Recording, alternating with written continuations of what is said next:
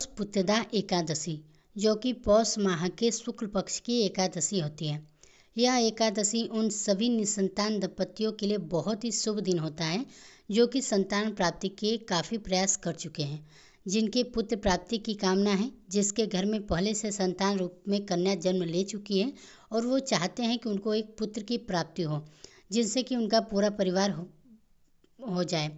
ऐसे कई दंपति होते हैं जिनकी शादी को काफ़ी समय हो जाता है, 5 साल 10 साल या उससे भी अधिक हो जाता है, और वह संतान सुख से वंचित है। उन्होंने कई उपाय कर लिए हैं, कई पूजा पाठ कर लिए हैं, और अभी तक अगर आपको संतान सुख प्राप्त नहीं हुआ है तो पौष माह के पुत्रदा एकादशी जो कि आने वाली है, और यह दिन बहुत ही महत्वपूर्ण दिन होता है। वैसे तो सभी एकादशी विशेष ही महत्व है, हिंदू धर्म में एकादशी का बहुत ही शुभ तिथि मानी जाती है, लेकिन जो पुत्रदा एकादशी होती है यह साल में 2 बार पड़ती है। एक तो होती है श्रावण मास की पुत्रदा एकादशी और एक होती है पौष मास की पुत्रदा एकादशी। दोनों ही एकादशी संतान प्राप्ति के लिए बहुत ही शुभ मानी जाती है। संतान प्राप्ति के लिए पौष पुत्रदा एकादशी निसंतान दंपति के लिए वरदान है। अगर आप इस दिन कुछ सरल उपाय कर लेते हैं और अगर आप इस दिन निष्ठा भाव से व्रत रखते हैं तो निश्चित रूप से संतान प्राप्ति के योग बनते हैं। आपकी कुंडली में किसी भी तरीके की बाधाएं होती हैं, जो कि दोष होता है, आपके ऊपर पितृ दोष है या किसी तरीके का कोई दोष है, तो पुत्रदा एकादशी के दिन किया गया यह उपाय आपको इन सभी दोषों से मुक्त करेगा और आपके मनोवांछित आपको संतान की प्राप्ति जरूर होगी। अगर आपके घर में बच्चों को लेकर काफ़ी आप परेशान हो चुके हैं, बच्चे नहीं हो पा रहे हैं, किसी ने कोख बंद कर रख दिया है, बार बार मतलब मिसकैरेज हो जाता है, गर्भधारण नहीं होता है, बार बार 2 से 3 महीने में ही अगर आपका मिसकैरेज हो जाए और इस तरीके से अगर परेशानियां हैं अगर आपके जीवन में, तो आप पौष माह के शुक्ल पक्ष की पुत्रदा एकादशी के दिन व्रत जरूर रखें। व्रत पति पत्नी दोनों मिलकर ही रखना चाहिए। अगर आप व्रत रखते हैं तो इसका संकल्प आप सुबह ही लेंगे और जो भी आप उपाय करेंगे वह उपाय आप पूरे विश्वास और निष्ठा के साथ कीजिए। जो एकादशी के दिन होता है वह श्री हरि विष्णु का समर्पित होता है। ऐसे में जो आपको उपाय करना है वह विष्णु भगवान के लिए आपको करना है। भगवान विष्णु को आपको प्रसन्न करना है, और भगवान विष्णु जब प्रसन्न होते हैं तो हमारे दाम्पत्य जीवन में किसी भी तरीके की कोई परेशानी नहीं होती है। हमारे घर में अगर अशांति है तो वह भी दूर हो जाती है।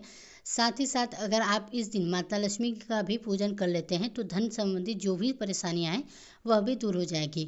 आपको बता दें कि पौष माह की जो शुक्ल पक्ष की पुत्रदा एकादशी है वो इस बार 10 जनवरी शुक्रवार के दिन होगी। एकादशी तिथि की जो शुरुआत है वह 9 जनवरी की दोपहर 12:02 पर हो जाएगी।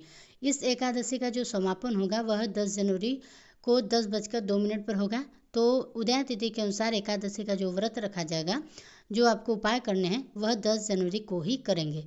जो भी आप दान पुण्य करेंगे वह आपको 10 जनवरी को ही करना है। साथ ही इस दिन व्रत का जो पारणा होगा वह 11 जनवरी की सुबह 7 बजे से लेकर 8 बजे के बीच में कर सकते हैं। तो देखिए, एकादशी के दिन जो भी प्रसाद आप लगाए हैं, जो भी पुत्रदा एकादशी के दिन आपको प्रसाद लगाना है, उसका जो भी आप वितरण करेंगे वह आपको बालकों को देना है। इस बात का विशेष ध्यान रखना है। इसके साथ ही क्या आपको उपाय करना है, तो देखिए क्या आवश्यकता होगी, किस तरीके से आपको व्रत रखने, संपूर्ण जानकारी आपको इस वीडियो में दी जाएगी। लेकिन आगे वीडियो शुरू करने से पहले हमेशा की तरह आपसे निवेदन है कि अगर आपने हमारे चैनल को सब्सक्राइब नहीं किया है तो चैनल को सब्सक्राइब करके बेल आइकन जरूर दबा दें। साथ ही कमेंट बॉक्स में जय श्री हरि विष्णु जरूर लिखिएगा। तो चलिए एक एक करके आपको इसके बारे में बताते हैं। तो देखिए, 10 जनवरी को जो भी निसंतान दंपति हैं उनको व्रत रखना है। अगर पति पत्नी दोनों मिलकर उपाय करते हैं, दोनों मिलकर व्रत रखते हैं, तो जो पुत्र प्राप्ति की कामना है वह बहुत ही जल्दी पूरी हो जाती है। क्योंकि जो संतान प्राप्ति के योग बनते हैं, जो पुत्र प्राप्ति के योग बनते हैं, वो पति पत्नी दोनों के भाग्य से बनते हैं। दोनों की कुंडली में जो भी दोष होता है वह इस दिन उपाय करने से यह दोष जो है वह दूर हो जाते हैं।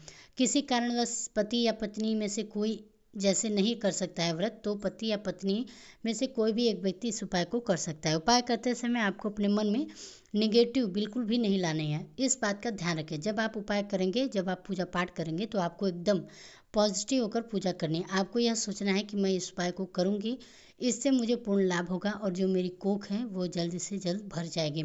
इस बात को आपको ध्यान रखते हुए उपाय करना है।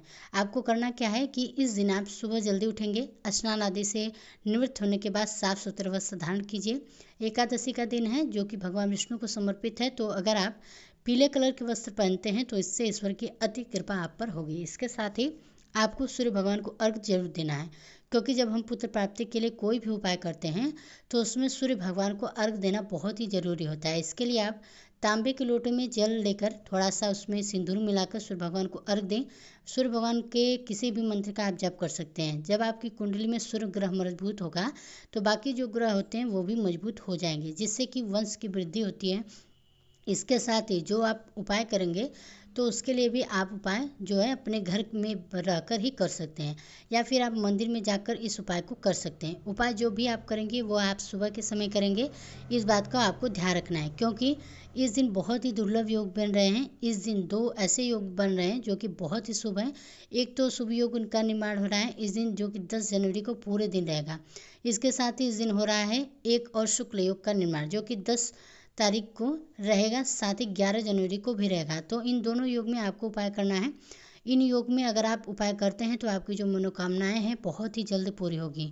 शुक्ल योग और शुभ योग बहुत ही अच्छा संयोग है जो हो रहा है। आपको करना क्या है कि आप अपने पूजा स्थल में ही आप उपाय कर रहे हैं, तो इसके लिए आपको एक चौकी रखना होगी।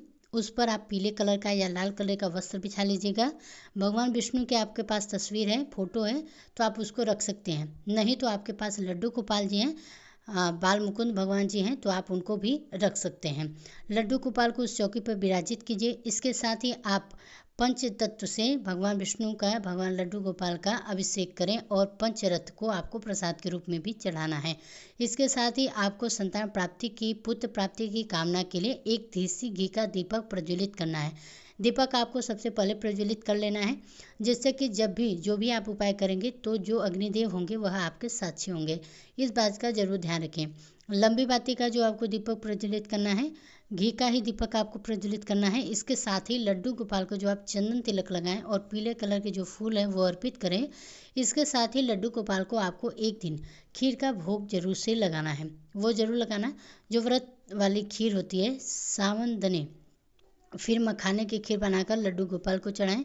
इसके साथ ही उसमें तुलसी दल जरूर शामिल करें। तुलसी के पत्ते आपको जो भी प्रसाद लगाएं उसमें जरूर रखना चाहिए।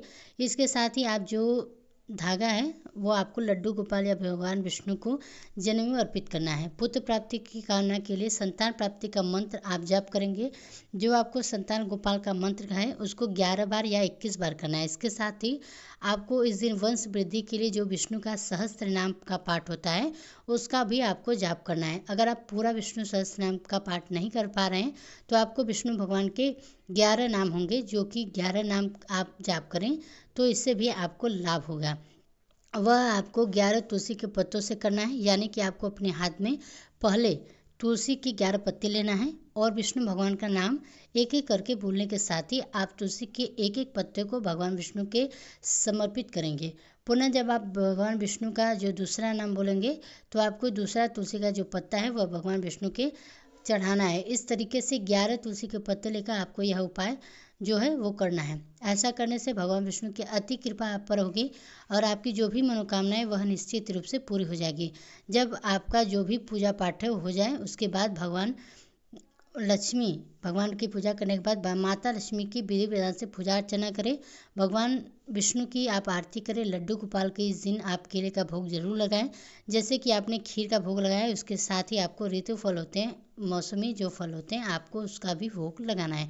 नहीं तो आप 2 किलो केला जो है भगवान विष्णु को जरूर अर्पित करें। इसके साथ ही जब आपकी पूजा जो समाप्त हो जाए तो आपको उसमें 1 केला स्वयं ग्रहण करना है और 1 केला आपको गाय को खिला देना है। इसके साथ ही जो आपने खीर का प्रसाद लगाया है वो पति पत्नी दोनों को मिलकर खाना है। व्रत का अगर आपने संकल्प लिया है तो आपको व्रत वाले जो प्रसाद होते हैं वो आपको खुद ही खाना है। इस बात का ध्यान रखिएगा। इसके साथ ही आप शाम के समय इस दिन पीपल के वृक्ष के नीचे जाकर एक दीपक जरूर प्रज्वलित कीजिएगा। पीपल के पेड़ की परिक्रमा करें। पीपल के पेड़ की परिक्रमा करते समय आपको भगवान विष्णु के किसी भी मंत्र का जाप जरूर करना है, जैसे कि ओम नमो भगवते वासुदेवाय नमः। इस मंत्र का आप 11 बार जाप कर सकते हैं। और पीपल के पेड़ के इस दिन आप थोड़ी सी चीनी जरूर डाल दीजिएगा। चीनी या जो कोई भी आपके पास मीठा हो आप जरूर डाल दीजिएगा, जिससे कि भगवान विष्णु की जो कृपा है आप पर बनी रहेगी। अगर आपके ऊपर किसी भी तरीके का पित्त दोष होगा तो वो भी समाप्त हो जाएगा। पुत्रदा एकादशी के दिन अगर आप यह उपाय कर लेते हैं तो निश्चित रूप से आपकी जो मनोकामना है जरूर ही पूरी हो जाएगी और आपके घर में बच्चों की किलकारियाँ जरूर ही हो जाएगी। हम संतान गोपाल मंत्र का जाप करते हैं, जिससे कि संतान प्राप्ति के प्रबल योग बनने उसी दिन शुरू हो जाते हैं। लेकिन आप इसका जाप करेंगे विशेष स्थिति में करते हैं, जैसे कि पौष पुत्रदा एकादशी के दिन अगर आप कर लेते हैं तो आपको मनोवांछित संतान की प्राप्ति जरूर होगी। इसके साथ ही आप पौष पुत्रदा एकादशी के दिन गेहूं का दान जरूर करें। 1 मुट्ठी गेहूं या फिर जितना भी आपके समर्थ हो उतना गेहूं लेकर आपको भगवान विष्णु के किसी भी मंदिर में जाना है। अगर राम भगवान का मंदिर है, आप घर के आसपास है, तो वहाँ भी जाकर गेहूं का दान आपको करना है संतान प्राप्ति की कामना के साथ में। तो वहाँ के जो पुजारी हैं आपको उनको दे देना है, या तो फिर आपको किसी गरीब व्यक्ति है तो आप उसको दे दीजिएगा। ऐसा करने से आपके वंश में वृद्धि होगी। अगर आप पौष माह के पुत्रदा एकादशी के दिन अनाज का दान करते हैं तो इससे आपके घर में किसी भी प्रकार की कोई भी बंधन होता है तो वह दूर हो जाता है। घर में भी शांति रहती है, शांति साथ ही साथ बनी रहती है।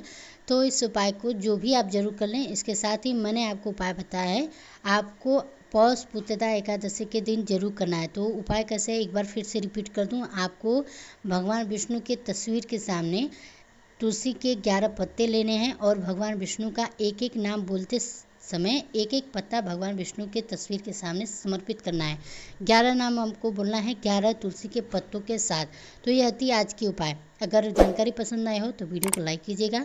किसी अन्य तरह की जानकारी चाहते हैं तो कमेंट बॉक्स में ज़रूर पूछिएगा। नहीं तो चैनल पर मेरी पहली बार है तो सब्सक्राइब करना ना भूलिएगा।